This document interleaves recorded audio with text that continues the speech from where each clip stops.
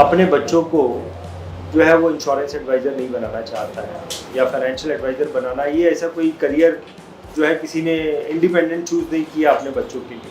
तो आपके पति जो है वो जब आपने उनसे शादी की उस वक्त वो इंश्योरेंस एडवाइज़र थे या कुछ हाँ, अब क्या देखती हूँ क्या आंसर। था वो माहौल क्या था जी। और कैसे आपने जो है ये जी। सोच लिया कि भाई ये तो हमें बहुत अच्छा ज़िंदगी दे देंगे, क्या था माहौल वो बताइए जरा? ये मैं बताती हूँ।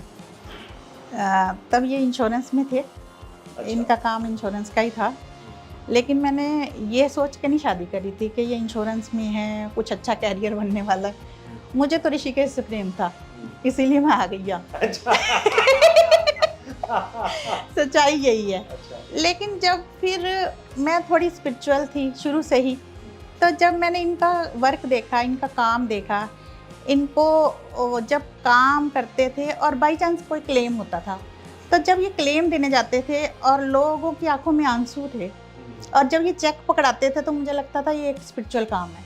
बहुत बढ़िया, बहुत और उनकी ज़िंदगी में जब उनके हस्बैंड नहीं रहते थे या कोई कमाने वाला नहीं रहता था और ये दे के आते थे चेक, तो मुझे बड़ा प्राउड फील होता था कि आप बहुत बड़ा काम करके आए हो, बहुत बढ़िया। क्योंकि उनका दाना पानी चलेगा, इससे रोटी चलेगी, बच्चों की एजुकेशन चलेगी, तो मुझे हमेशा से ही प्राउड रहा।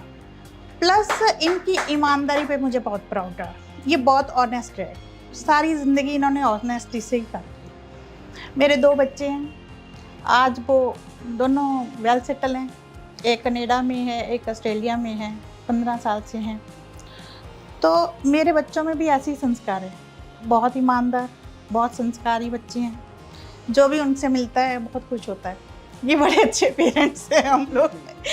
हमने ईमानदारी से ज़िंदगी काटी है और मुझे बड़ा प्राउड है कि आज ये इस अपने फील्ड में मास्टर हैं।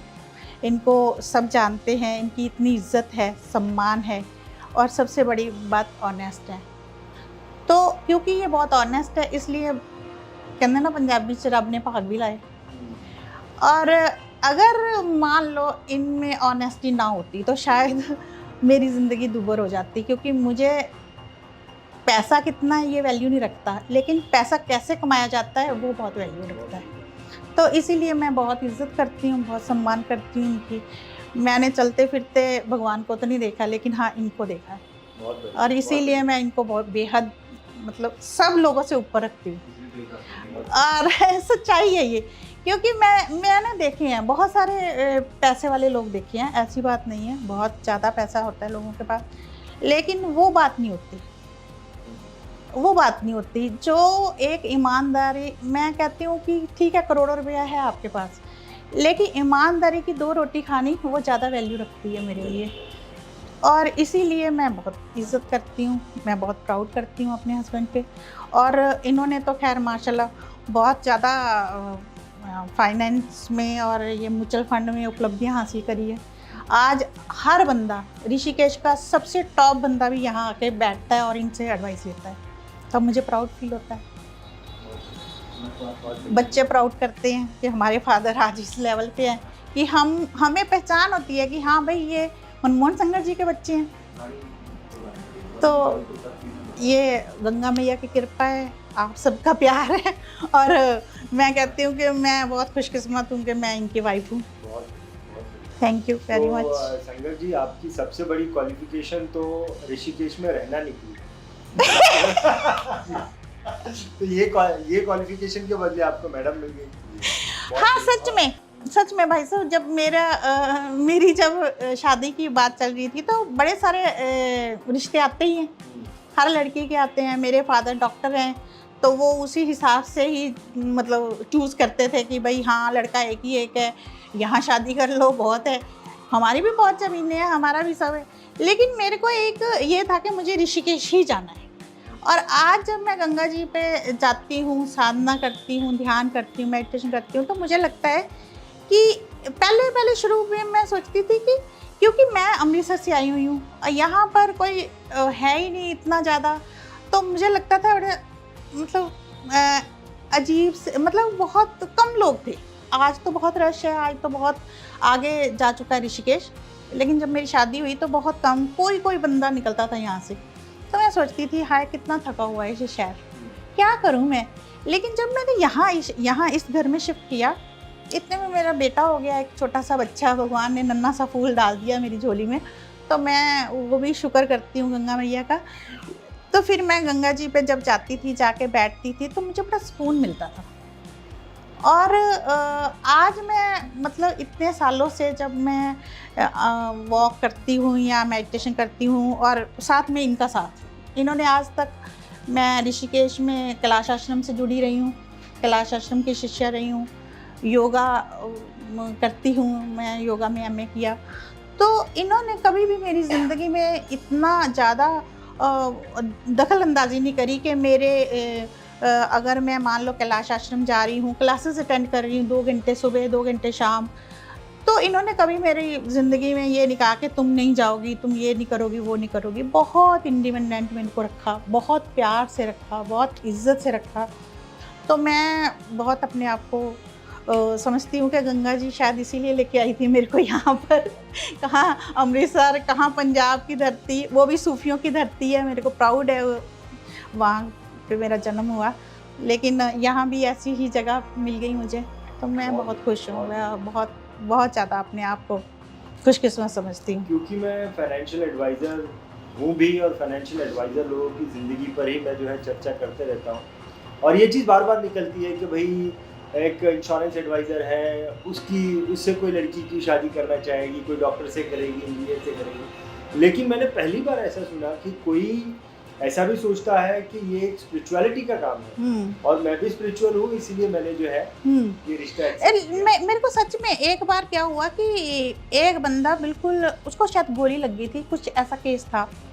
तो मैंने इनको देखा कि ये कर क्या रहे हैं, ये रात भर सोए नहीं।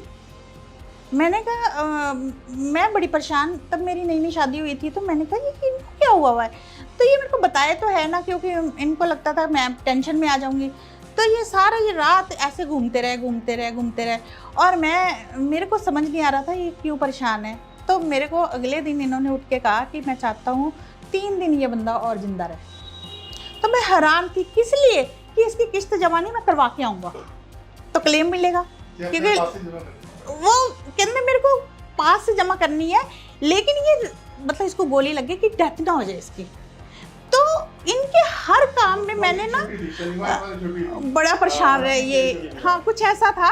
और मेरे को बड़ा मतलब इतना लगा कि ये बंदा क्या है भाई है।